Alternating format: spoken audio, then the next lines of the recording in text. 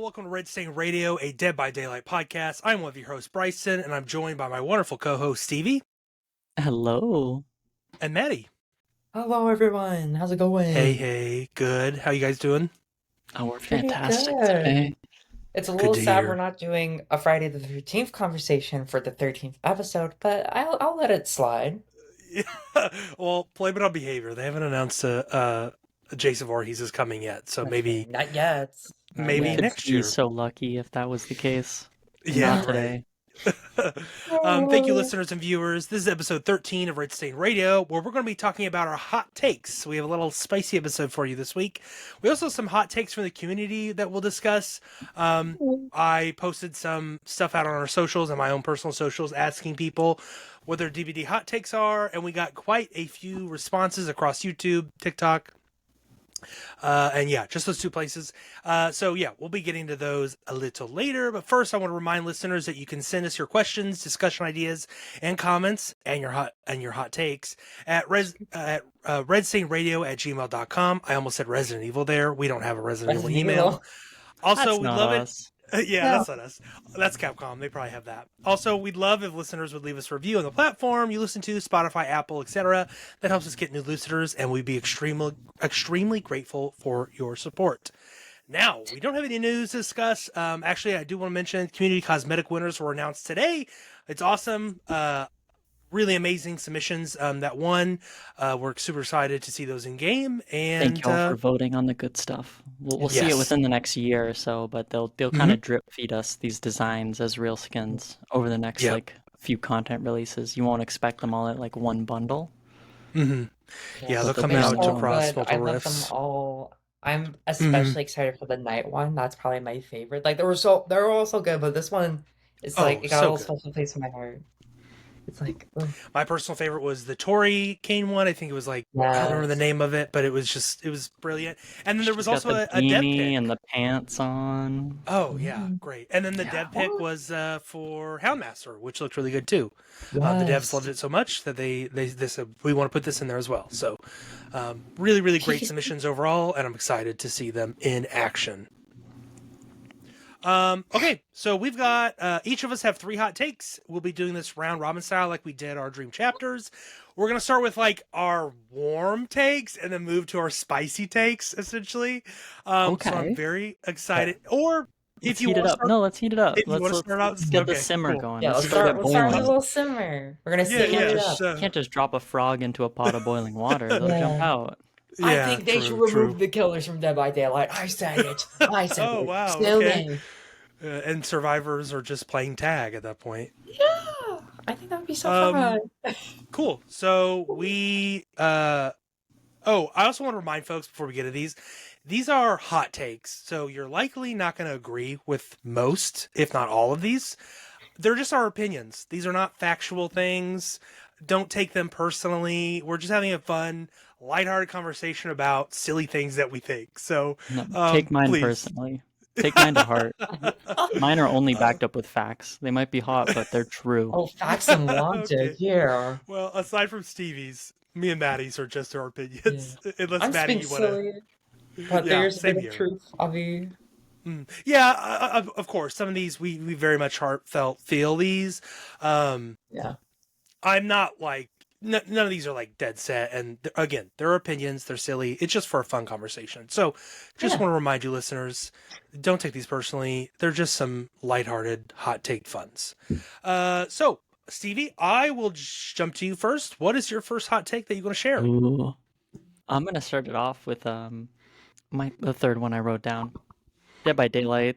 It's a big game, Yes. but Behavior Interactive, they're not the Ubisoft of the world. They're not Activision.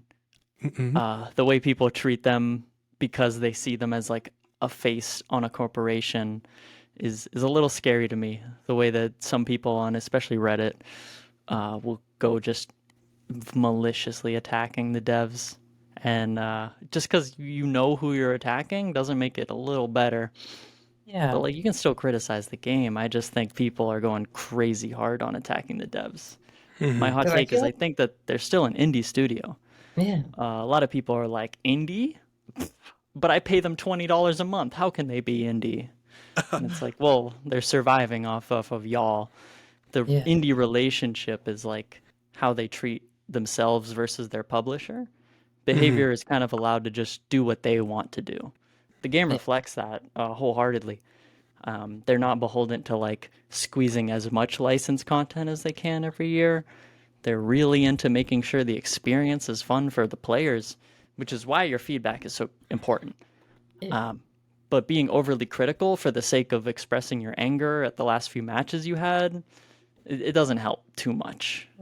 You're kind of a drop in the bucket when you just express like not having a good time with the game. But when you know what you're talking about and you know the feelings you're feeling in a game and you can express it calmly, that's good feedback. The company themselves, they don't have the resources to constantly pump out updates. They have to pick and choose what they're doing because they're such still a small team in the grand scope of things. I think a lot of people disagree with that. A lot of people think it's this big company that's run by Tencent and gets millions of dollars when they're just trying to stay afloat. It's like an animal just trying to make it to the next day, you know? Yeah. Mhm. You And go ahead, Maddie. oh, I was just gonna say, Stevie, I know we're doing hot takes, but we're supposed to be doing hot takes, not cooking. So get out of the kitchen, stop cooking these Felt takes, light to dude. me. That felt But I light. just gotta. Oh, sorry, keep going, keep going. No, please, please, I want to hear your rebuttal. No, I'm not rebutting at all. I 100% agree. But I feel like what's also really important to mention is that despite Dead by Daylight being like a pretty successful game, if we look at their other games, nothing has been nearly as Yeah. successful where they could get like enough revenue and be like, this is a second channel of revenue. Meteor Maker, I'm sorry, that lasted like three Oh, months rip. and then it died. I think it's still Mhm. technically going, but it's like 20 people I playing think it max so. per day. We got a really good Meg outfit out of it, though. Yes. We got the game Deer Stalker, Deer Hunter, something like that. It was kind of like Dead by Daylight, but with Terminator in it as a collab, and it was like Oh, third person. It was It was weird. called Death Garden. Death I Oh, Garden, played yes. it. Death Guard and Yeah, Blood I played Hunt. Alpha. Yeah. Yeah. Yeah. It was like online for a year, then got shut down. Casting Mhm. Frank Stone. It did not sell well. It's the reason why we're not getting a Frank Stone chapter and we're getting a legendary skin for Trapper. Although technically not a behavior game, supermassive game, but still in Still. the same pot. Yeah. Right, And they're there's big also enough that to be project licensed out. there's that Mhm. project, I can't remember its code name, but it was basically going to be Left 4 Project Dead T. 2. Yeah, Project T. And they Mhm. canceled that at the beginning of development because they're like, there's not going to be enough people to play it.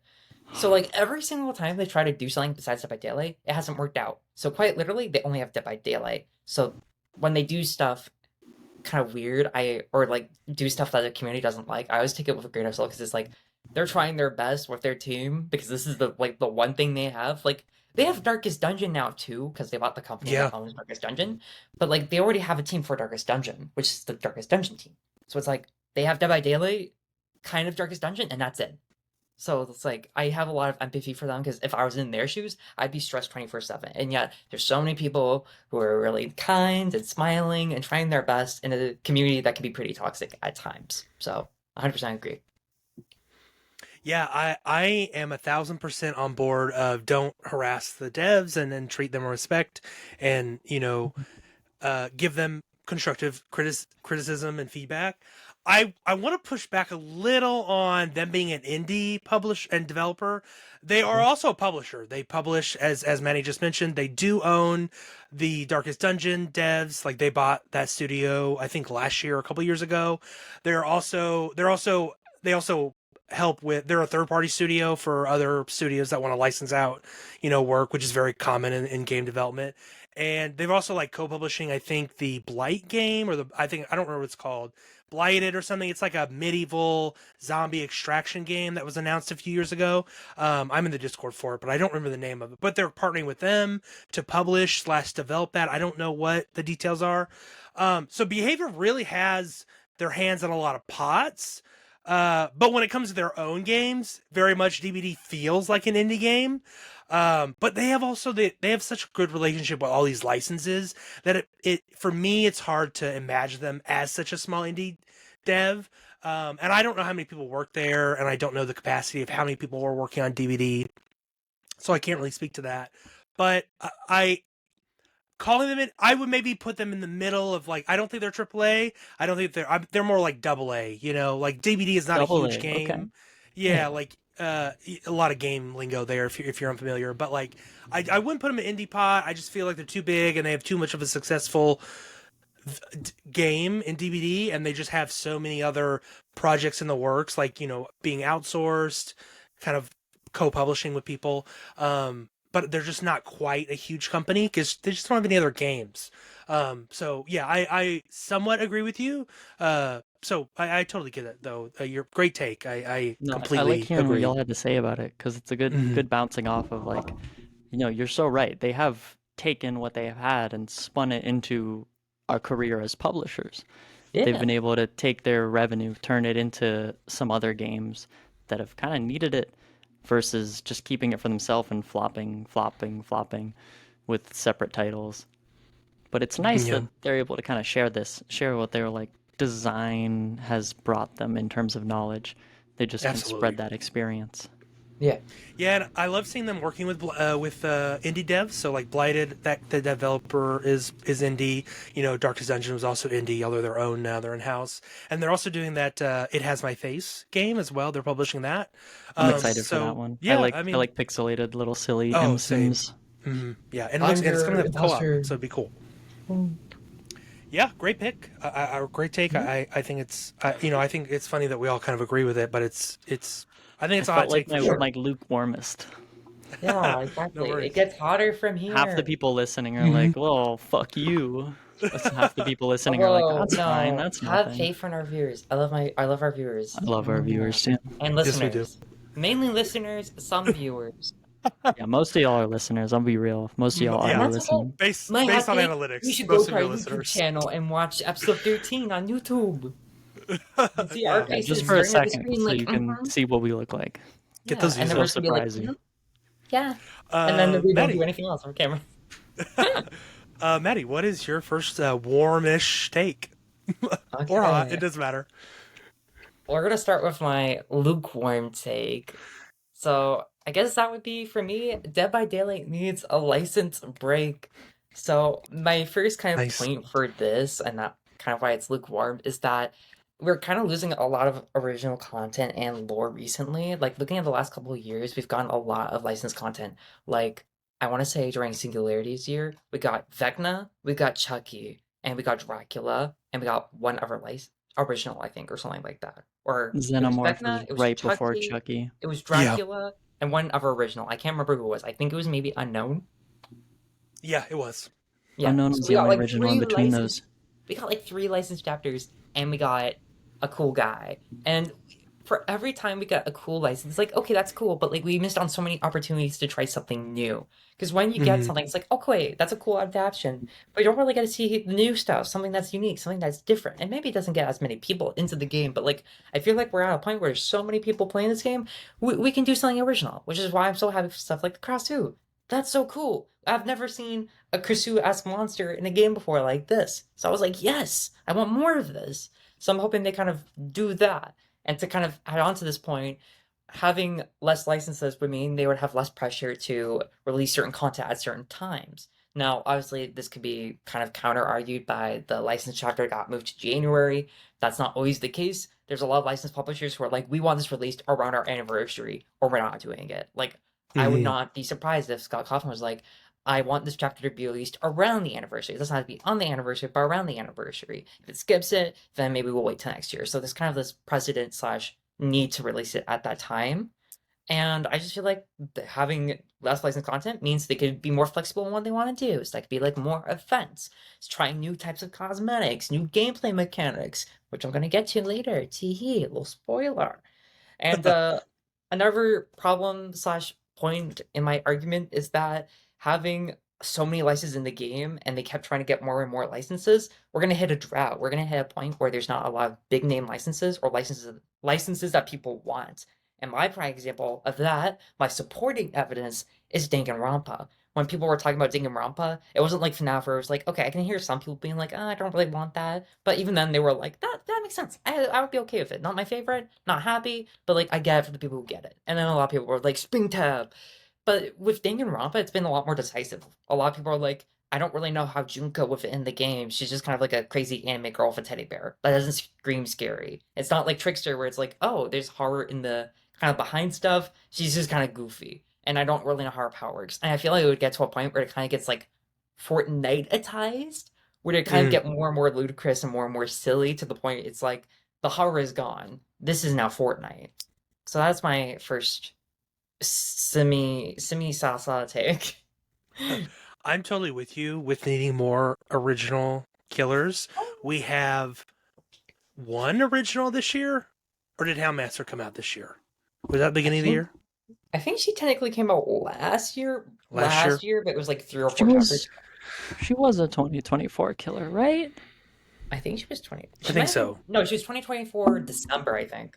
Yeah, because her Tori had They came out with the a ornament sweater. Yeah. during the winter event. Yeah, I'm totally with you. I think the original characters they can really just get super unique Mhm. with powers and lore and the backgrounds and just like killer design. It's so much there. You have so much more to work with because you're not bound by a franchise or a framework that a specific character has appeared in. So you have so much more options to create a very unique killer and I'm totally with you. Like some of their best killers are original in terms of design that I like Dredge or the Unknown or Singularity. Just like those monster kind of creature-esque killers are just they cooked with those. And yeah, I'd love to see more of them.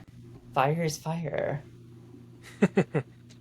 Stevie, do you have Stevie, any Um, thoughts? any Makes more sense that like their first few years of the game were mostly original and that their later Mhm. years that we're living through right now are more licensed.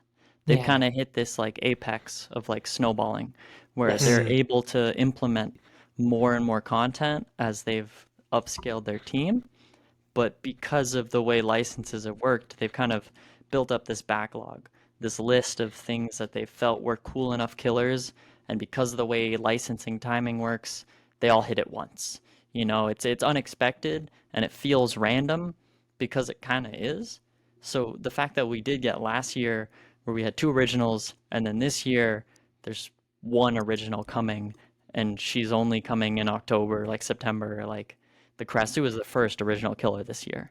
Yeah, Looking and back we're on not it, getting and the any only other one. original killers till yeah, the anniversary, which is crazy. that's a little unheard of for DbD, which used to be rarely licensed.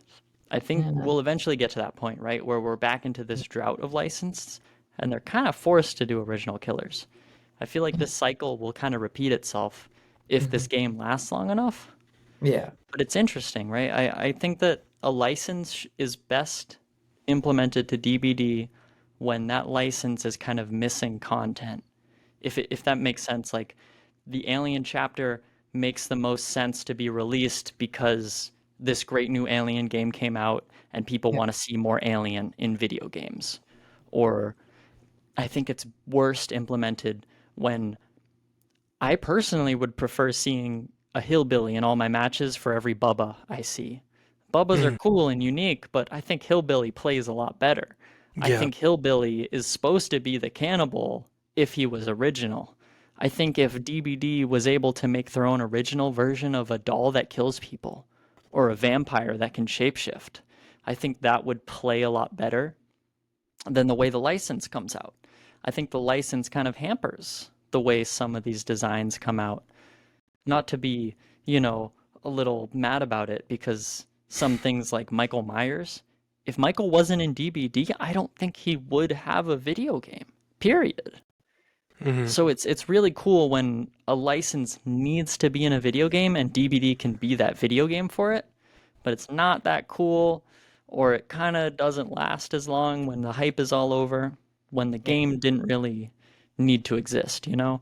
There's enough Castlevania out there that a Castlevania killer kind of feels washed.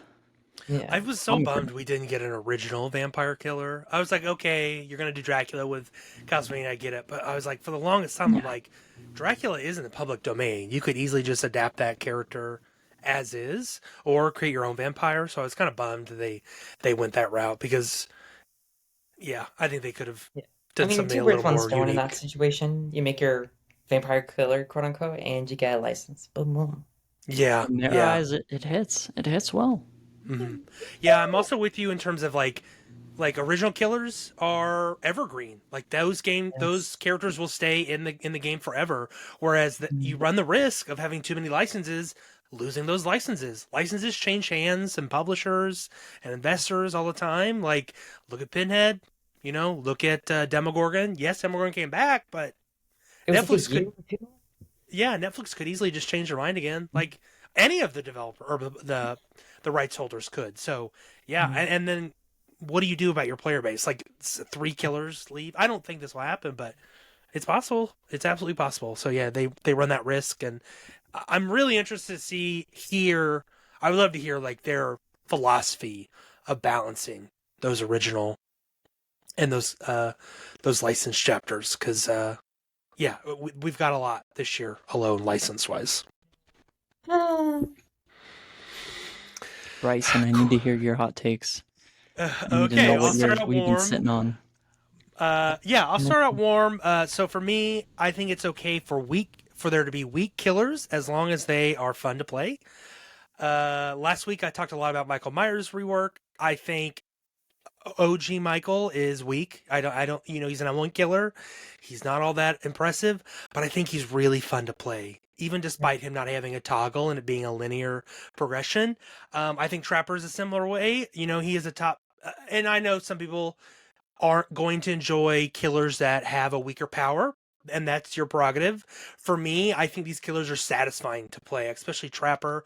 You get a trap, getting someone in a trap is fun, or herding someone into a trap towards a window or some high grass, and they walk into it, and that snap sound hits, and I'm just like, yeah, and then I pick them up and I hook them. That's just or I'm getting or hitting someone over across the map, and then I walk over there and get them.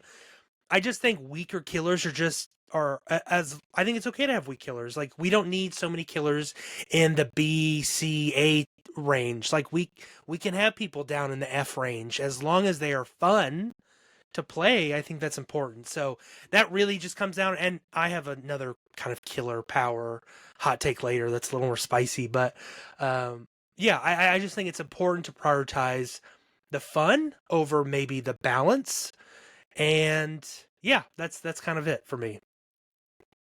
Yeah. I don't I have hear much to you say, there. but yeah.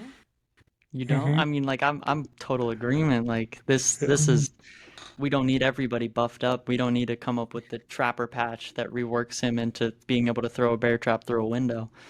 Like Yeah, that he is one. just needs That is to one. Exactly. keep doing what he's doing. That is one thing I want to say. I think some of these killers, like Michael and like Trapper, could use some quality of life updates. Absolutely, but Mhm. I don't think they need a rework. They just don't need that. Yeah. I have the counter argument.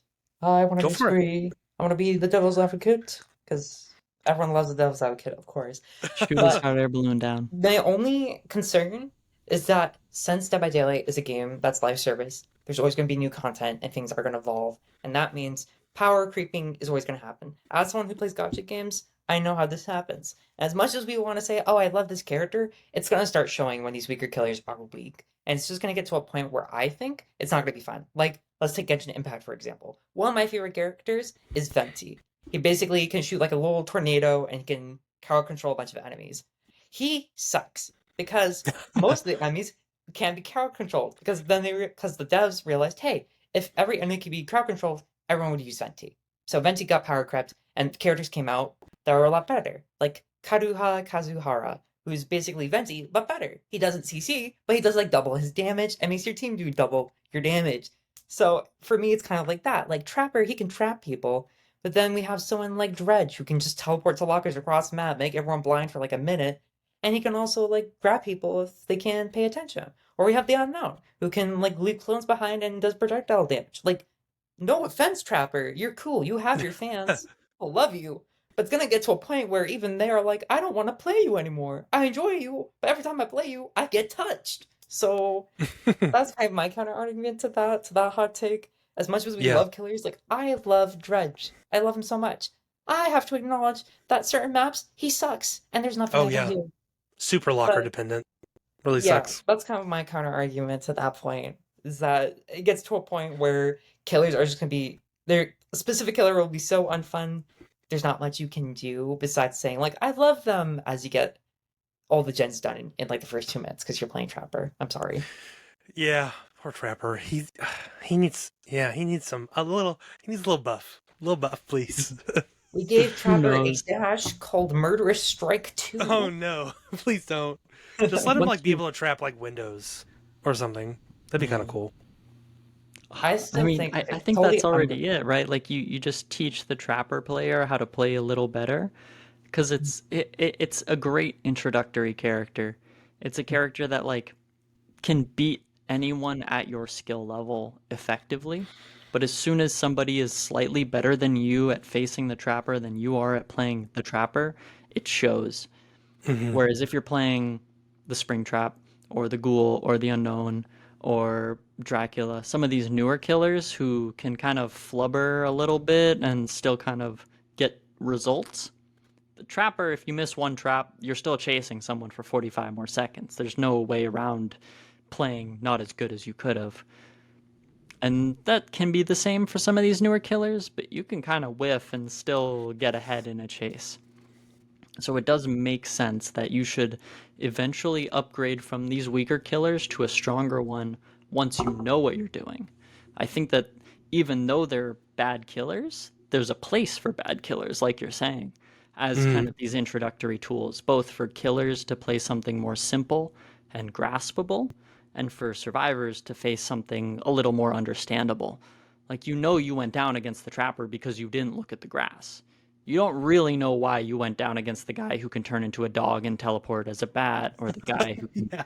It's a little more confusing when Hmm. you're newer to the game. There's a much Yeah. more cohesive spot for a shittier killer.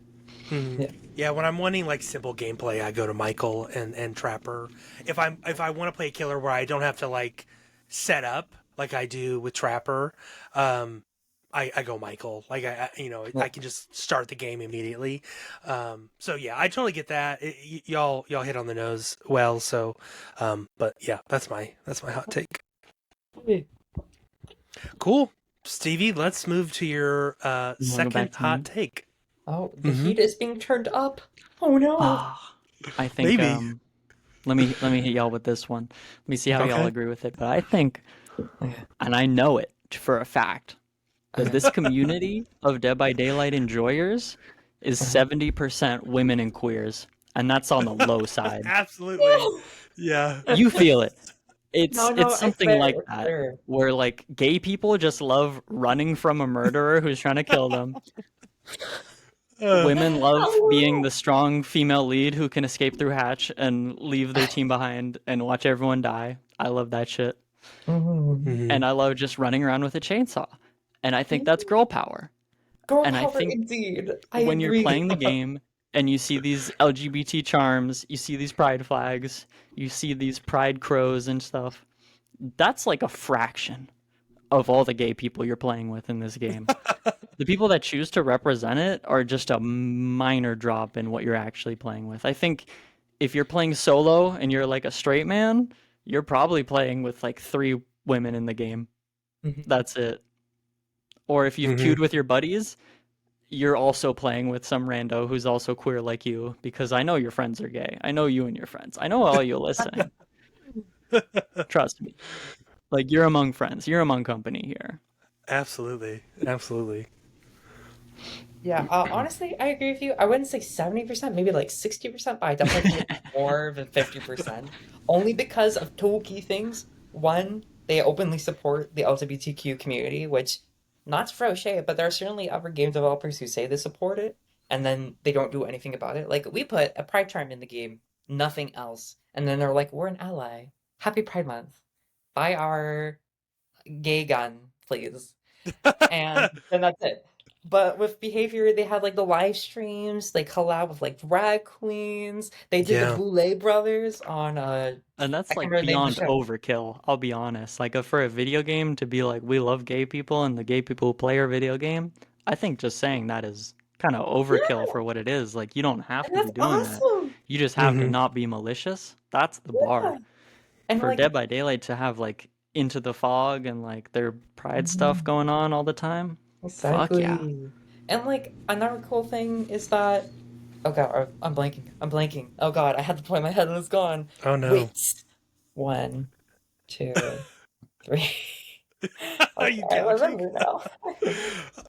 So, in The addition to them streamers. openly supporting the queer community and actually like doing things about it, another important thing is that horror is like very intrinsically tied with the queer community. Oh There are a yeah. lot of queer horror directors and a lot of like kind of like themes in queer in horror movies that can be considered as queer, and it just has a large queer fan base. So having that in Dead by Daylight is not a shock because it's horror. Gay people love horror.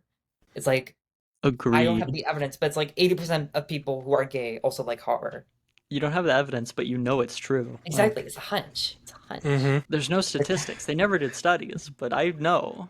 Just off you freaks who like video games and who like horror movies. I know. Well, also I'll say this: the DbD community is super horny.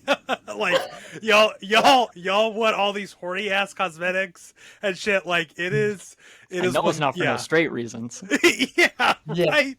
And I would absolutely love for Behavior to have a LGBTQ event in game. I think that would be Yes. awesome. I think if you do that around Pride Month, which is June. Yes. Yes, I couldn't remember. I couldn't remember if it's June or July. I Have don't. it in the summer instead of the summer event or the Blood Moon event. Yeah. Or both. So I'd like yeah, to I'd see absolutely like love a that. pride blood hunt where it's just like Ooh. three Yeah. times blood points for Happy Pride Month, and then watch Yeah. people get mad. That'd be great. And then People get we have mad. also queer representation in the game itself. We have Aurora Rose, Yes. we have David King, we also have that Rainbow Six Siege operative that I always forget the name of, because that's just Oh a yeah, weird collab. T-Boy Tubarão. Yes. Yeah, I'm so shocked. You know the name. It's wonderful. I was gonna say, I'm surprised you know the name. That's my goat. Yeah. That's my Yeah, peoples. yeah. That's my guy. Yeah. But You yeah, also have Susie, who's Susie?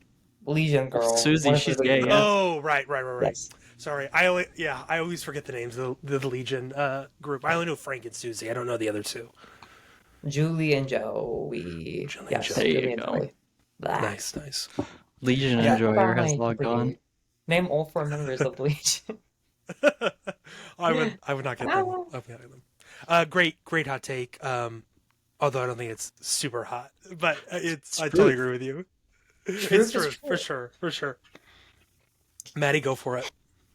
Okay, so I feel like mine's gonna be going from like a little simmer, like, oh yeah, DBD needs to license pick, and now I'm kind of like turning up the heat, so it's gonna be like a little Is the more. water I boiling now? Yeah, the water is boiling, and that's why I think Survivor's core gameplay sucks and needs to be changed drastically. I'm not talking like, Ooh. oh, like a minor change, like make generators take longer. I'm talking like remove generators upright, or you have to put a new mechanic in. Now, allow me to explain. Generators fucking suck. I think we can all agree sitting on a gen, doing nothing, holding M1, and doing a skill check every now and then sucks. It sucked back in like 2016, 2017 when the game came out, and it sucks now even more so. And it doesn't matter how many perks you have to make it go faster, it still sucks because people want to interact, they want to run. But you don't get to do that. You gotta be a little gen jockey, and you gotta do like beep boop, beep boop. I'm doing nothing. Let's add wires or something. No, you do your skill checks and you're gonna like it. And I just feel like, kind of like I said before, the most important part of the game, or the most fun part of the game for me, is looping and like interacting with the killer. When you're doing gens, you're not doing that. That makes sense. It's the objective. And the killer will come to you eventually, maybe, depending on where you are on the map. But we can all agree, generators fucking suck. They're long, they're boring, and no one likes just sitting there doing nothing but adding skill checks every now and then. And like, I feel like it's gone to a point now recently with how I'm feeling. There's so many killer powers, perks, add-ons, items, and generators still don't feel fun. Like, you feel like 1 or 2 of these things would change it. Like, there's one Vittorio perk that I think makes it interesting, and again, you just hold M1 and do nothing, and your team hates you too for it. Inner Power, I think it's called. No. It's a Vittorio perk. It's the one where you Were you constantly thinking of potential energy? Potential energy, thank you. Yeah. That's like the one fun perk for generators. And even then, your teammates will hate you for it because you're not doing gen progress. You're not Guess what? doing shit. That Yeah. perk actually doesn't like work on controllers. if that makes Yeah. sense to you. Like Oh, when you wow. hit the skill check button, it is the same button as not using the perk. So you hit your skill check and it turns off the perk you were trying to channel. Exactly. You have to It's just rebind your skill checks to use the perk correctly. It's just Oh, I'm not a fan of generators being so boring. So that's why I think we should just add something entirely new. Not only would this completely change the meta because no longer is it worrying about gens, it's worrying about a new mechanic, but it could potentially make certain killers or survivor perks even better. Like, let's take Spring Truck for example. He can spawn your generators and he has map traversal. Really good. But if in this new kind of scenario, he could be a little worse. And that's totally fine because then we could look at someone like Trapper, who's not very good, but maybe he could be a lot better now because maybe these kind of new objectives are put in places where you have to deactivate a trap for one of them. And obviously it wouldn't just be like 5, so you could just kind of make the game horrible, but you could have like 7 objectives. You can actually put your traps and have them do something, so people have to be a bit more cautious. And Trapper could actually be useful. That's what I'm saying. So not only does getting rid of the worst part of the game make it more interesting, it could also kind of rebalance the game and add some much needed variety. Because I feel like at this point, the game is kind of getting stale again. We need some yeah. oomph. That's What would you that's my say input. to, instead of, how about a mix of mini games for generators? So instead of when you get on a generator, one person could have skill checks and then someone else gets on and it's like, okay, they got to do a mini game regarding the pistons. Like they got to Oh, do something with the pistons. I don't know what these are. I don't have them.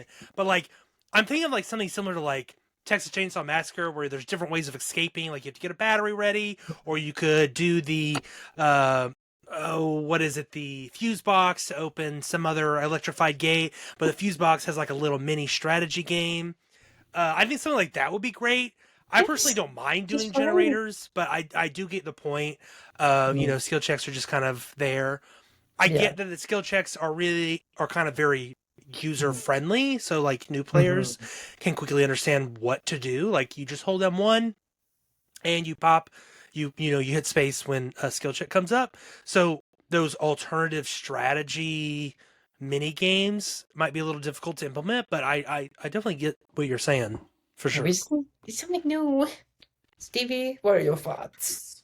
I'm stuck on like blood generators. Those things were great. Hmm. They went like Aren't Went you? too super fast fast, though. They were but too Yeah, I think they fast. went too fast. they went Okay. And fast. But like poor that was kind of pig. just a kind of a solution that could be fixed with Hmm. something else, like either mixing less blood generators into the pool. Like it was the event of like, oh, survivors are gonna rush gens because the blood gens give so many points, and they're gonna focus them because they're faster.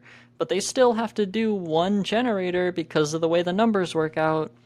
But if the numbers worked out where like every generator needed like 75% of blood and then 25% regular progress, or the other way, or they had a secret third thing where you have to go find scrap metal parts to plug in, Oh yeah, or you do this piston mini game where instead of skill checks, you grab onto the side and you have to like lock pick the it could machine be like to a kind of rhythm get game everything or something. aligned. Yeah, that too. That'd be great. Yeah, it's just something silly, Hmm. right? Just add new UI elements because I know that the skill checks were kind of the only thing they could hook up when the game first came out. They're like, what do we do? Survivors can hold M1, but like they gotta kill time somehow.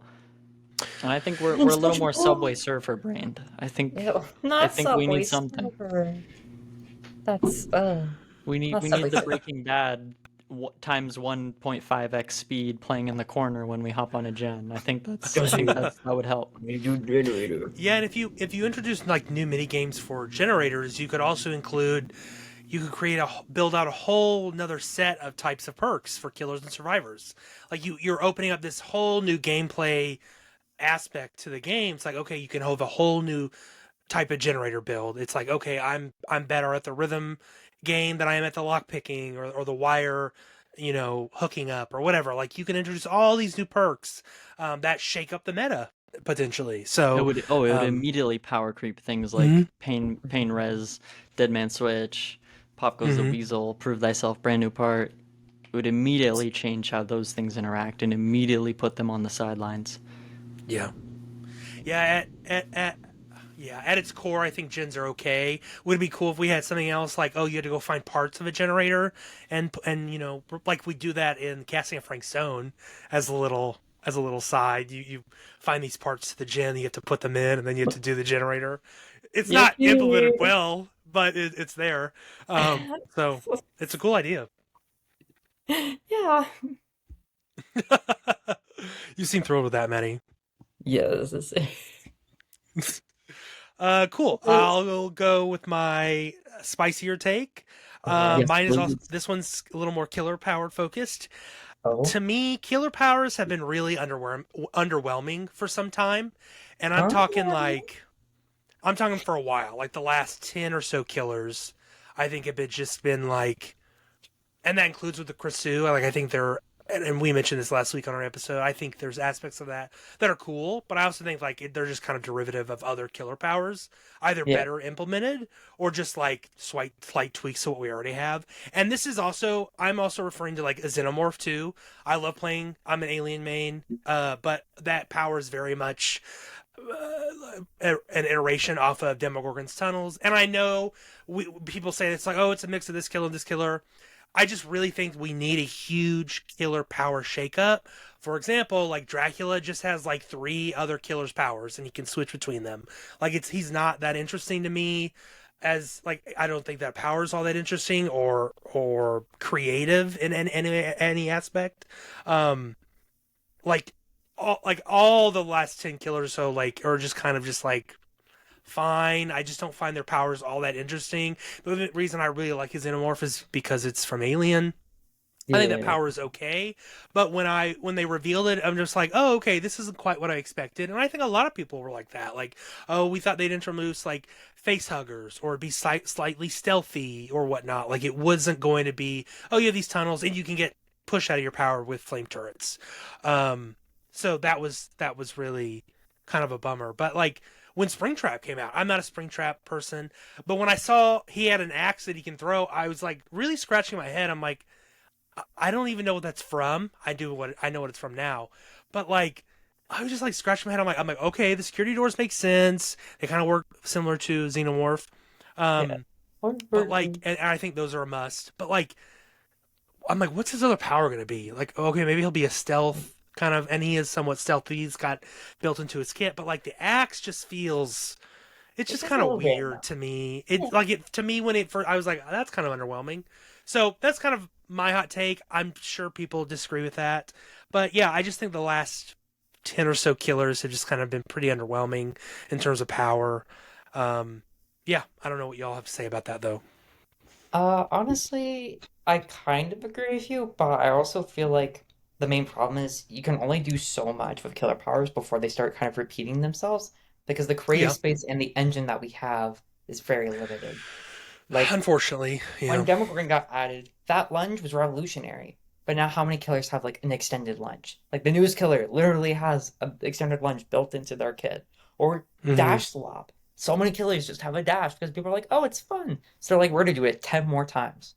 Because you guys Hmm. want it 10 more times. CV, Yeah, thoughts? and then they get sorry, Oh, I'll respond to that. They also get into these trends where they have like for example, I what I like to call like the drop and leave loop power where that's yeah. artists, that's skull merchant, that's Hmm. knight, like all those killers drop a power on the loop and the counter is you leave the loop. Like there's several of Cool. those that are just kind of iterations off of each other or slight tweaks and they're just not interesting to go against. Like all those three killers have the same issue is that they're kind of boring to face. But yeah, go ahead, Stevie. I think that what you're feeling is a little bit of like the killer's power is designed to do one thing, and the gameplay at a higher level, when you think about somebody being competitive and really trying to squeeze as much out of interaction, makes that killer's power just flop because of the way it's designed to be readable and be counterable at some level. People will not exploit that, but they'll kind of push it to its limit. They will understand that like distance is fundamentally the best thing to have in a chasing game, and as soon as somebody gives you the opportunity to make distance, you take it.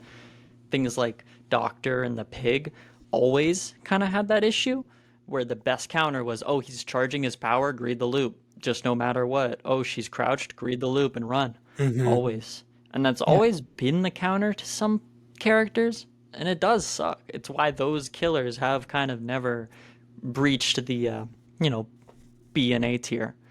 It's really those killers who force a 50-50 every time they use their power, and that's a generous way to put it. Sometimes it's not a 50-50. It's a 50-50 if someone fucks up, is the idea behind it. Where if both people are playing on point, theoretically, every power is uncounterable. Yeah. Because the killer has put the bear trap exactly where you will stand. The Billy has curved at the precise angle with the right sensitivity to put you on the ground every single time. So uncounterability is not what they're ever going for. They want a little bit of counterability. And sometimes that little bit gets blown up into this massive counterplay schema where it feels like everyone has so much more knowledge about your killer that you're supposed to be playing and good at. It feels rough. Yeah. It does. Yeah. I also think part of this hot take is partly my fault in that I think of a killer, let's take a xenomorph. I was super stoked for Alien to be added to DbD. I was like, okay, well, it's got to fit into DbD. Like DbD has a framework, a structure. They have to create a power that fits that. You know, there's going to be hooking and all that. Like it's got to fit all those core mechanics. But in my brain, I'm like cooking something that's like, oh, it would be really, really cool. And then they come out with something that's something like that. Or like the vibe of the killer, kind of like the unknown. It was like, oh, it's given like skinwalker vibes or whatever. Like maybe it'll replicate people, you know, walking around or, you know, whatever. Or like Legion was that way too. Like, oh, it's going to be a killer who pretends to be another survivor. So yeah, I guess it happens in the community. I'm definitely not the only one, but like it's just kind of I get myself hyped up, and then the killer releases, and I'm like, oh, that's not the power I thought they would have, and I bum myself out. So that's a me thing for sure. Yeah. It's a totally personal feeling though, but it's not unique, right? You're not the only one who's been like suffering from that, where you saw this gameplay was going to be different and it plays exactly like how they coded it, and you're like, well, I guess I'm stuck in this match of Dead by Daylight. Guess I'm playing the hag Yeah. again. Oh. Oh no, not the hag. Exactly. A fate worse than death. Unless you're a hag main, then good for you guys. I couldn't do Hag it, mains so hit you're me a up. lot stronger than me. How do I play her? What the fuck is going on? What do I do? Pray is what you gotta do. What's trap do? Huh? Oh, poor hag. I feel like Hag is one of those killers that if I wasn't totally unable to comprehend what you're supposed to do, I would love her. If I could play the Hag and like really have a good time, I think she would be one of my top tiers. But because her power just feels like I have to do so much. I feel so bad for hag. We literally weren't talking about her, and then we're like, oh yeah, let's drag her. No, and bring then her more. out. Fucking drag her. Drag her. Stevie, you want to go with your last hot take? The final hottest of hot takes. I think this a little bit unfortunately relates to what you were saying, where things were feeling underwhelming and things need a shake up. Is that this game was built to be a sandbox game. Even though it has party vibes and people have made a competitive scene out of this with tournament style gameplay, I think everything that they design it for is meant for kind of in a vacuum. You're not supposed to care about how the match ends. I think you're just supposed to, on a moment-to-moment basis, enjoy yourself. Whether that's taking in the scenery of a map you haven't seen, or filling in like your mind with, oh, this killer is acting a certain way and it's scaring me. I think that this is where the game is at its best. Like those first 10 hours where you're scared shitless, that there's a heartbeat and there's a terror radius and there's a killer who's out there somewhere. As the game becomes more understood in your mind, you kind of pick apart the mechanics and it stops feeling like an environment you're in and more of like a chessboard you're moving pieces around. And once you understand that, it gets really frustrating when things don't go the right way or you're not able to make the moves that you can think about. The things that you know should be possible are kind of unachievable because the mechanics just allow this so much randomness and so much unique examples of gameplay. Different interactions happen depending on what killer you're up against and what map you're in, that it's never consistent. ever. Even if you're on the same map, two different killers, it's two different games. It's supposed to be a sandbox where things are just supposed to be thrown at you for the vibe of them. And whether you get killed or you live, sucks that it's not really dependent every single time in a casual match on how you play. You can kind of carry your team if you're good enough and you know exactly what's happening within the game. But a lot of these mechanics and a lot of these counterplays and a lot of these ways of playing don't really feel thematic. And I think the best way to play it is kind of treat it like you're making a 15-minute movie, and whether you hit that clip kind of makes or breaks the whole movie. You know, if everyone got out, be happy that you had one or two good chases because they felt nice in the moment. Whether you got the 4K or you got the 4 escape, it's kind of a moot point because the game was just designed around maybe sometimes people escape. Not if they escape if they did everything right or if they did XYZ. It's really a toss-up. And I think that to understand that is how you understand where you will fit in with how you like playing the game. If you like just hitting these Wesker clips and getting a lot of these montage-worthy hits, that's how you improve at the gameplay. But just absorbing everything you see is what the game was made for. And after a few hours, you'll kind of lose that flavor of the game. It'll turn into something different, and it'll feel a lot more gamified, and it'll feel a lot different.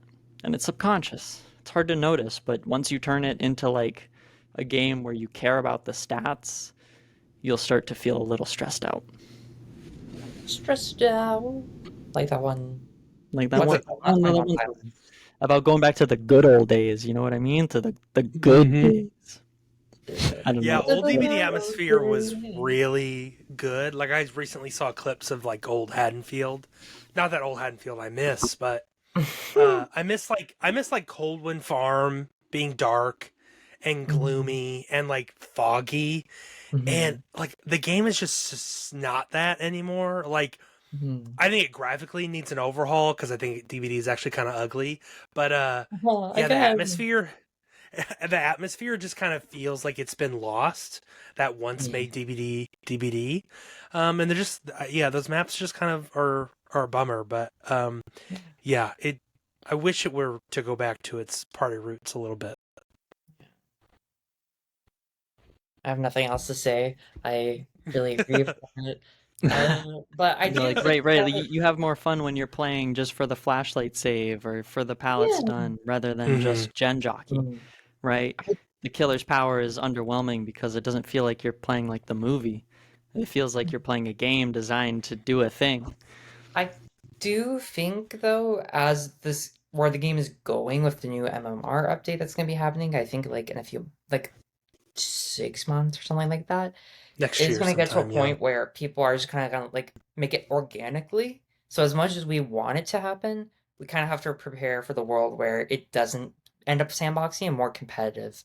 And we should try and focus more on that, even if it's something we don't really want to do because we want more sandboxy. And that's probably for the best approach for everyone. It's going to end up more competitive because it's an online game.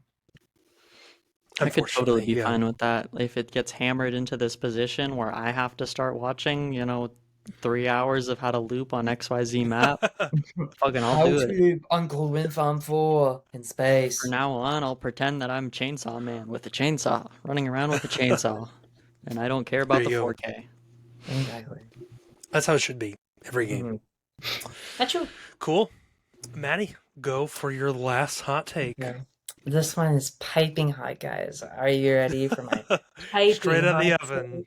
Take? My hottest take is that half the perks should be deleted, or they should no longer release 3 perks per character again. Ooh. My reason for this is so many of them suck. I'm sorry. It feels like they're trying to meet a quota or trying to do something fun, but they're like, oh, if it's too good on Nurse, or if it's too good on this specific build. So they just gut it, and then no one uses it. And then all that time and effort was for nothing. Like, let's play a little game. Stevie, can you tell me what the perk Empathy does? Ooh, within 96 meters, you see the aura of any survivor that's injured. Correct. Now, Stevie, can you tell me what the perk Road Life does? Oh gosh. When you're working on a generator, road life activates, and every time you hit a skill check, either one of three things happen. You either lose 2 tokens, gain 1 token, or gain 0 tokens. And at 6 tokens, you can activate it for 100% healing skill check, a healing bonus until the healing ends. Mostly correct. However, did you also know you have to be injured? You had to get a great repair skill check to get a token, and if you fail, you lose 2 tokens. And once you get 6 tokens, then the perk activates when you're healing, and then you get the perk effect of what? Oh, wait a minute, that sounds a lot like botany knowledge. But you don't have to do all these hoops, because you just get 100% healing speed for free. Alright, Bryson, it's your turn. Can you tell me what the perk Nurse's Calling does? Yeah, you see people healing within a certain radius. I don't know what it is. 32 meters, I think, or something like that. Alrighty, what does the perk Languid Touch do? Someone's got to put an item down, and you can see the aura of someone, right? Or oh no, that's nope. Okay, I'm really bad at perks. I know. Languid touch is you become exhausted if you scarecrow, right? Only if the survivor is within your tear radius, and then it goes on Okay. cooldown for 5 seconds, and the exhausted status effect lasts for 10 seconds on that survivor.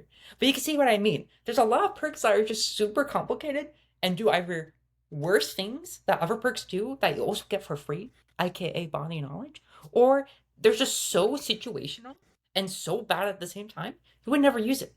Like, how many people use Septic Touch? No one uses Septic Touch. Because it's like, oh, I heal the killer's tear radius. Oh no, I'm blinded and I'm exhausted. That's really bad. I'm going to stop for 10 seconds and then it's gone. I countered this killer's entire perk by existing and not healing. Or I could just leave the tear radius. Then why would I use it? And then you get perks like Pain Resonance, which before the nerf was really fucking good. And it's like, why would I use this perk? I mean, why do I use something like that one Hellmonster perk that's like, oh, if someone's healing in my terror radius by themselves, they get difficult skill checks. Oh, when I can use Pay Resonance. Yeah. There's just No so many perks in this quarter. game that need a rework. I feel like it's so much effort. It would be better just to combine perks together or just like make them different. I don't know. Like, here's a totally batshit crazy thing they should do. Take like 1 or 2 perks per survivor or killer, mash them together, and then you could put a new perk with them. It's like for lead tap. You could take her 2 non-teamwork perks, mash them together, have the other perk, boom. That is like 1 perk down for the perk blow. Because there's so many perks and so much information people have to worry about as well, especially if you're a new player. Like, if I came into a game and I had a perk from the Artist, the Animatronic, Freddy Cougar / the Nightmare, and Chucky, and I was just told this little Timmy guy to be like, hey, read my perks, but also you can only do that at the end of the game, so for the entire game you don't know what's going on, it's not going to feel nice. And also, there's a 50% chance these perks are really good or really shit, and then they'll never see them again, or they'll see them in every game, and they're going to be confused, because you're going to be like, what did this, what did that, where am I? I just think, in general, they really need to just cut down on the perks, either stop making so many, or just get rid of them, because there's so many bad ones, and they're so limited by good killers or good survivor teams. So just like, I don't know, get rid of them. I'm sorry, I'm a hater, that's my hot take. Yeah. Lots of bad perks. There's I like running bad perks though. I like when I have my leader build and I get to point at the exit gate and like force another survivor to make my perk work. I love when I get to force an interaction though and make it slightly better than if I didn't force it. I like when everyone knows what every perk does so that my bad perks can be slightly useful. Do you know what I mean?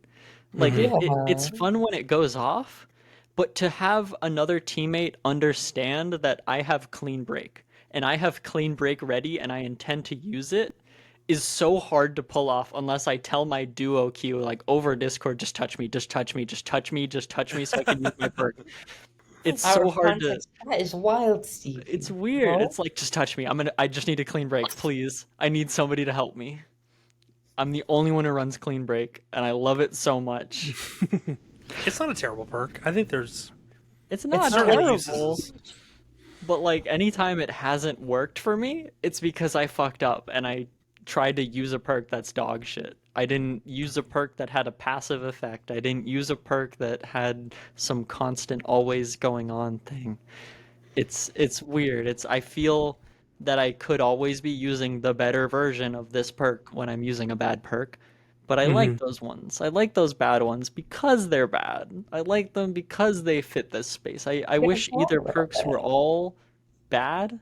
Like it would suck. It would suck if Sprint Burst wasn't Sprint Burst, but it would still be fine if it had three other lines of text on it that made it work. But I think either we need to be all or nothing. Either all the perks are like slight passive upgrades that are all usable, or all the perks are super crazy dog shit. Yeah. Yeah, I would say you wouldn't need perks if the hot take that my last hot take goes into effect, Maddie, which is a plus. But I do agree with you that there are a lot of perks and a lot of them are useless. Mm. It makes me think like what would happen if because Survivor. So if any of you haven't thought about this, survivors are just different. Survivors are just cosmetics. Like Yes. Ripley is just a cosmetic of Meg. Meg is just a cosmetic of Alan Wake. Alan Wake's cosmetic of Dwight, etc., etc. It would be cool if they introduced like a unique quality to each survivor or like passive to them to give you a reason to play that character specifically. Of course, balancing that is a whole nother layer to the balancing system as of now, but I think it'd be very unique. And with that, they introduce less perks. It's like, okay, now we're going to release 2 perks for these people instead of 3, and then now they're going to have like a passive. I think it'd be unique, but like, of course, the passes can't be game changing. I don't think like Yeah. they have to be Can't be like you very, volt 10% faster. That would be yeah, like they very much have to like tone them down, and they have to be very simple. I think so, but I think that could maybe address some of what you're feeling. I agree yeah. that the perks are bloated beyond hell. It's impossible to just boot up the Yeah. game and know everything. Oh, there's a lot of reading. A friend I introduced to DbD a few years ago, he was like, I am stunned at how much I have to read in this game. Like there's just so much text, and it's not. I wouldn't say the lighting and the coloring and stuff of the perks is helpful, but like a lot of times they're just blocks of text, which is really unfortunate. So cool. Well, I will get to my last hot take, which Ooh. the more I think about it, I don't think it's a super hot take, but I'm sure a lot of people would disagree with this. I think 2v8 should replace 1v4 as a standard DbD game mode. What?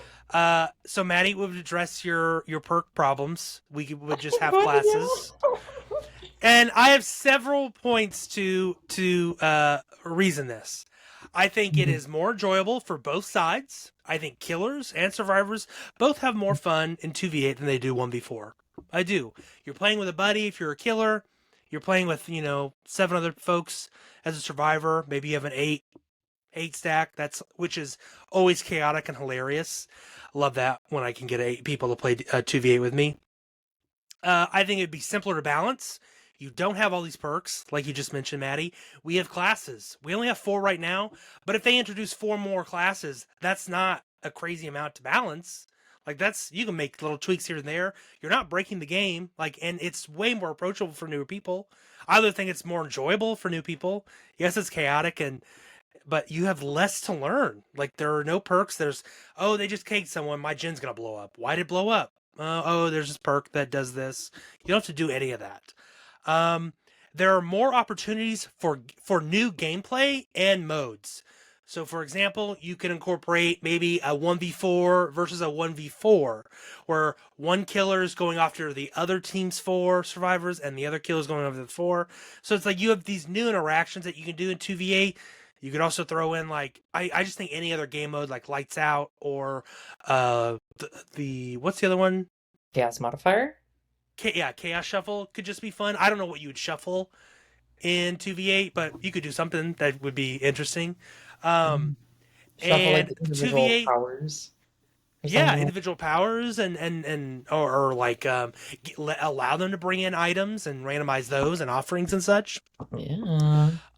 This also takes the DbD, which we touched on a little bit earlier. This takes Dead by Daylight back to its party roots. When Dead by Daylight launched, it was a party game. Like it is now a glorified party game. Like it's way more optimized. It's way more balanced. People turn it into, as you mentioned, CV, like there's competitions and stuff, which to me, which almost became a hot take of mine, but I left it off because I didn't want to get into it. But here I am now. But like, I just think that's silly. I think like 1v1s in DbD are just goofy to me. Like it makes me roll my eyes. But like, I like the party roots more. It's less serious, and I just think 2v8 is a more enjoyable experience than 1v4. And then just make 1v4. I don't know. Make it the event that comes back. I don't know, but that's my take. And yeah, but I know this won't happen because of the license stuff and 2v8 just being like a big beast that they still have to bring in all these new killers. The queue times. Yeah, the queue times is another issue for sure. Yeah, I don't know what you do there, but that's kind of my hot take. I know it's not perfect, but yeah, I think 2v8 is better than 1v4 in my opinion. I think 2v8 might not be better than 1v4, but I think it does have a place as a permanent mode. I'll agree with you there. I think if 2v8 kind of stuck around and was a way for new players to get introduced to the game without having to consume all this knowledge about perks, you either boot it up and playing Dwight with the guide build is just as strong as playing anyone else with 1,000 hours with the guide build. It's the same setup, but you are being introduced to killers at twice the rate, right? You're kind of just stuck with 2 killers who you have to learn and experience, and even if you die, you're still getting like twice the knowledge. And maybe they could keep like double blood point bonus from it, so you can kind of get into the game quicker in 1v4. You're right, you're playing 2v8 to grind blood points and learn the game, and then you're spending those blood points on the characters that maybe you just have an affinity for. You like the skin, and you just unlock their points and their perks in the background. You're not worried about what's meta in 1v4 because you primarily play 2v8. You like you see Sable and you're like, oh my god, goth girl. Oh my god. Let me level her up for no reason because I have all these blood points sitting around. Exactly. So I think that's everyone's hot takes. We did it. And now we have to move on to the viewer ones, I think. But we're almost so this is kind of a long episode. We'll run through these really quickly. Feel free to stop me if you want to comment on any of these. If any of these... Yeah, we'll go through these. Community, thank you so much. If you're a listener, viewer, thank you. I'm not sure how many people commented. We got so many on the TikTok that I put out, so thank you so much. And several on the YouTube short that I put out, so thank you. This is Angel Messias 1195. Leave nurse how she is. Skill ceiling is pretty high. I barely even see any nurses now. Imagine if they nerf her to the ground. No one will play her. Also very satisfying when you win against a nurse with 4 slowdowns. Fair. I think this is a hot take for sure. Yeah, this is definitely a hot take. I like this. This is how I feel. I think Nurse needs nerfed. I don't want her nerfed to the ground, but I think she just ignores a integral aspect of the game, and that needs to be addressed. That's my.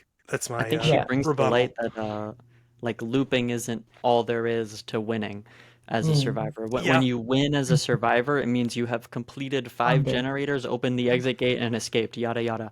But a nurse who has a 3 gen is unbeatable.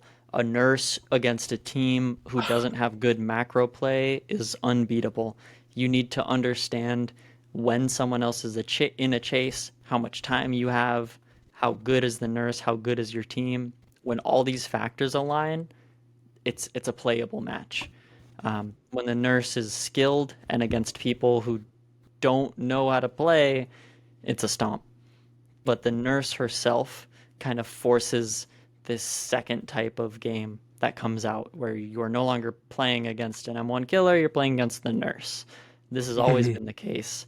And she's in a great spot right now as far as playing against the nurse is concerned. I think this is the best iteration of playing against the nurse you can experience. My reasoning is entirely fueled by hate and bias. I want that bitch obliterated. It's been 9 years. Let someone else be on top. Oh my god.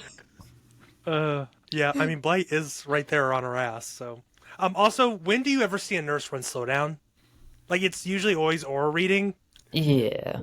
In a pub, yes. Pub, When yeah, the that's nurse fair. is brain dead and has to run nowhere to hide, you kind of have a better chance than if the nurse was running something like Force Slowdown.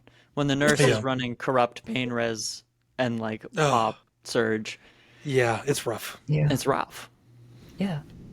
All right, that's Next okay. one, Comrade Crust, also a nurse-related one. I think they either need to entirely rework the nurse. That's why I included both of these. Rework the nurse to interact with the rest of the game more, or entirely restrict her from having certain perks. The game should not have to constantly struggle to balance killers' perks since she's an edge case that could make them broken. It hurts every other killer as long as she's in the game and can take anything. I think this is less of a hot take, but I wanted to include it in juxtaposition of the first one just because I thought it was very comedic.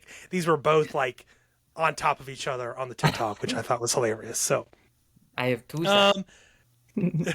this one is Ghost Sand. Hat shouldn't spawn automatically at one survivor left. It should be on a timer, and the more gens that get done, the less the timer is. Honestly, So kind this of sounds like like that. old Hatch, but on a timer instead of Yeah, gens. I kind of like that. But also, doesn't that mean people just try and hide and wait it out then at that That's point? what I thought too. I didn't ask for clarification, but that's kind of what the vibe I got from this. All right, next If- topic. We actually Like that, Go ahead. it would be really silly, yeah, right? If you see Yeah. 4 people hide for 10 minutes so that 3 of them can escape through the hatch, that would suck. Mhm. It'd be like reverse Sadako, only going for condemns. I Mhm. don't know if any of y'all got the achievement before they reworked Hatch. Did I you did. ever have? I did. Yeah, I remember. How did that the- feel? I don't think I'm so. gonna be real. Do you remember that game specifically where you did 5 gens and escaped through the hatch with your Oh 3 no, we other did teammates? I'm pretty sure we did like 4 gens. You would have had to do 5 gens to get 4 people out through one hatch. Yeah, if you had to get 4 people Yeah. out, you need to do 1 plus however many people were I in the remembered game yet. playing Yeah. that match. It was like Old Rotten Fields. We did 5 gens, and then I was like, fuck it, I have a key. Everyone meet up at mid. I found Yeah. the other 2 random survivors we're playing with, and we got them all out. And then I rewatched like the nurse who happened to be streaming, and it looked miserable. It looked terrible on their side, where like all 5 gens get done. They're like, fuck it, let me try and get a kill. They couldn't find a single one of us, and we all escape without the endgame collapse going off. Mhm. It felt weird. It felt icky. Yeah, You're old like, Hatch oh, I feel like I should was have not done great. that. That's illegal. We also got an email. Some people emailed us. We got one email from Cole, who sent us a lot of hot takes. I just picked one of them that I thought was probably the hottest. Thank you, Cole. I don't know why. I don't know why people want animal killers like the Indoraptor, Jaws, or Cujo. The whole thing about the entity is that it wants to be fed the emotions via hooks. None of these creatures would know what a hook is or even what to do with it. Cole, my rebuttal is a xenomorph and Demogorgon. They're both animals. They are both animals. I think this is a great hot take. I don't think they need to know, and animals can feel emotions that I think the entity could Yeah, like absolutely prey on. puppies. Or cats. Yeah. All right, So, next topic. great hot take. Gaelic Kuma, I've been playing since just before Springtrap got in, and I think the community is the whiniest I've seen. Survivors getting upset at killers for using their perks and vice versa. People being vitriolic towards others for no reason. Both sides expecting you to baby them. I love this game, but I don't think I'd ever interact with a lot of the community because of how annoying these kinds of people can be. Huge Hot agree. take. I think it's actually the opposite. Yeah, it's whiny. Ooh. However, as someone who's friends with someone who plays COD religiously, I always be like, "How's Yeah. COD?" And she's like, "I fucking hate it. I fucking hate Yeah, it." I have a friend. Yeah. And then I have I a friend, feel you. I used to play League, and League is so much worse. And I honestly, I don't like being like, "Oh, this game's worse. This game's worse." This game does have pretty bad toxicity, but like it's also pretty filled with chill people. I just feel like it's kind of like 50-50. And other games like Valorant, oh god. Like the first game I ever talked in Valorant, someone called me mommy, and immediately I was like, okay, I'm just gonna Oh my go God. cry in the corner. So like, yeah, no, 100%. I get it. Yeah, I agree with it, but also I believe it's kind of the opposite. So 50-50. I think they're just describing every PvP video game to ever exist. Exactly. hmm It just might be amplified Buddhist, because it's like ASIM. yeah, Buddhist Lotus. My hot take is people using perks to sleep through walls. If you can't find the survivor on your own, how will you ever get skilled as a killer? I responded to this one and said, "Thank you. This is very much a hot take." Um, I does this apply to survivors who have aura reading? Like, does I don't know what. I'll be real. I'm not chasing the person whose scene partner is going off 3 times. I'm Yeah. not. I know you're seeing my aura. I'm not trying to mind game. I know this chase is gonna be rough, but I also see it. I'm like, I run whispers for the same reason. I want to be able to deduce where you are exactly. I don't want to just pick a gen and see 2 people. It doesn't sound that fun. I wanna Yeah. figure it out. My rebuttal is, survivors like to hide, and if you can't find someone, then it's just a longer game. It's really, really annoying. So that's a good way to find them quickly. Brad Galloway, it's not a horror game, and there's no way for it to be one. The killer isn't scary, just annoying after a while. It sounds like you don't enjoy playing Survivor, Brad. I'm sorry. Someone, Smash Hit is one of the best exhaustion perks and is better than Lithe and Chase. I agree with this to an extent. I think Lithe is better if you are a new player. The activation is simpler. If you're a veteran player, getting a hit with a pallet stun, you're going to trigger this more often, and so you'll probably get more value out of it than a new player. And I agree. It's much better timing to get a pallet stun when the killer is not being able to move. Your distance is a lot more worth it. Joe Dubs 93, Springtrap is a boring killer. Maddie, your thoughts? He's stepping into an old, like, damn. Say that to his face. Say that to his face. You would Not say a that to Springtrap his blush. face. Yeah, say that to Springbow. Springbow. Dabby does. I think it's a waste of time to kick most gens. I can put as much pressure while in chase than a gen kick. Truth. I would say Okay. it depends on the killer, really, and That's what fair, perks that's you're fair. running. It But does yeah. I never run slowdown, and I don't give a fuck about kicking generators. Well, you don't want slowdown if you're pig, right? No, I got it built in. Gorilla Teats. Sometimes it feels like killers come out too fast. I wouldn't mind a new killer yearly or even more spread out. At this Oh, point, do not worry. totally We're not with getting you. a killer after the license one for like 6 months. Yeah, so you'll have a little break there. Yeah. LSR, as a Switch player, I feel that behavior forgets that DbD is cross-platform when coding new features and focus on how a PC player interacts with the game. Yeah, I'm not a sadly, Switch you're player, on so I Switch. don't They hate understand. you. I'm sorry. Yeah, that's really unfortunate. So hopefully you get some love there.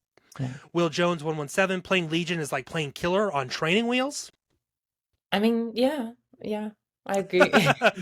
As a Legion hater, I don't quite agree, but I think Legion's annoying to go against, and that's not a hot take. Yeah. Sylvan, the game is better, a little killer-sided. Where's the lie? I think the Where's devs the agree with you lie? there. Yeah, the devs agree with you. I don't know if the community does. And finally, the last one. This one made me laugh out loud. I was cackling when I read this. This comes from Jade, the Panic Fox. Sable is a pick-me girl. I disagree.